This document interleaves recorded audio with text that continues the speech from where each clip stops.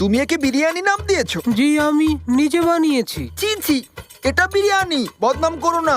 এই কথা আর বললে জিভ টেনে ছিঁড়ে ফেলবো। কথা বোঝা গেছে? একে বলে বিরিয়ানি, ভাত আর মাংস একসাথে করলেই হলো। গন্ধ নেই, স্বাদ নেই। ইয়া রাসূলুল্লাহ,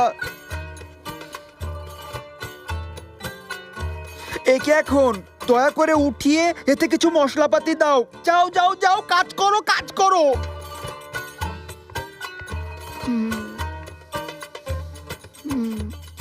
ভালোই ভালোই এ যাত্রায় যেন আমি বেঁচে যাই। প্রতিদিন এই একই দোয়া করতে হয়।